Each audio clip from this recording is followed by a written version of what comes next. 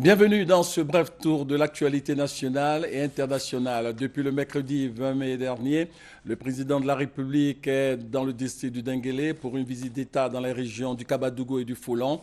Après Minignan, Kaniasso, le président Alassane Ouattara a été reçu ce vendredi par les populations de Gbeleban et de Samatigila. Le chef de l'État a encore parlé de développement économique. Il a insisté sur la nécessaire cohésion sociale, la paix et la réconciliation en Côte d'Ivoire. Nous vous proposons un extrait de son message.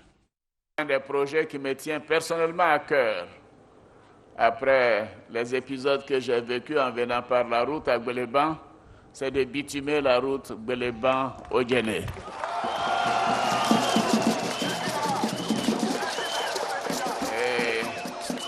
Et je peux vous dire que les travaux commenceront dès cette année. Chers parents, je voudrais vous réitérer tous mes remerciements. Je sais qu'avec vos prières, nous continuerons d'aller de l'avant et que la Côte d'Ivoire sera en paix, que la Côte d'Ivoire continuera de profiter de la prospérité qui démarre, que la sécurité étant revenue dans tous les départements, que la Côte d'Ivoire va maintenant renforcer la cohésion nationale, la réconciliation entre les enfants de ce beau pays. Oui, la politique ne doit pas diviser les Ivoiriens. Oui, la politique doit être une saine compétition qui permet aux populations de choisir. Un peu partout où nous sommes passés, j'ai entendu les populations dire que le pays avait bougé, que la situation s'améliore. Bien évidemment, il y a encore des choses à faire, parce que rien n'est parfait. Mais nous allons continuer sur cette lancée. Et de Gbeleban, je peux affirmer que nous n'allons exclure aucune région, aucun département de Côte d'Ivoire dans ce que nous avons entrepris. À 20h, vous aurez les temps forts de la troisième journée de cette visite d'État dans les comptes rendus de nos envoyés spéciaux dans le district du Denguélé. D'autres points de l'actualité nationale vous seront également proposés.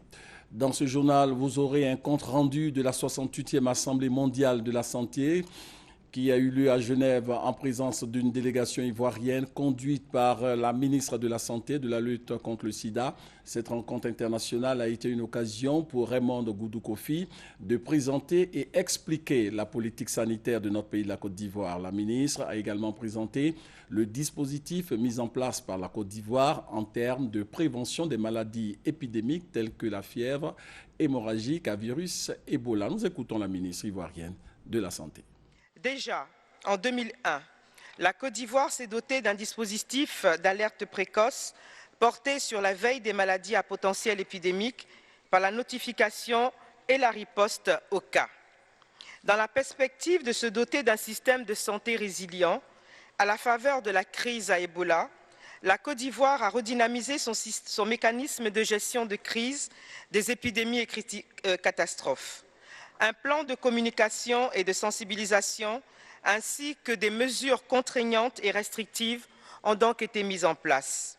Dans le cadre de la lutte contre le VIH, la Côte d'Ivoire est passée d'une prévalence de 12% à aujourd'hui 2,7 selon l'ONU-SIDA, c'est-à-dire 2013-2014.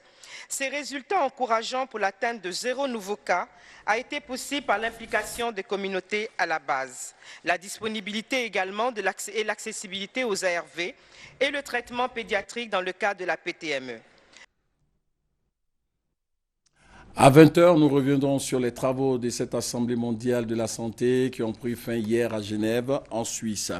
Près de 3000 nouveaux cas de choléra ont été enregistrés en Tanzanie, principalement parmi les réfugiés burundais qui fuient les violentes manifestations organisées contre un troisième mandat du président Pierre Nkurunziza.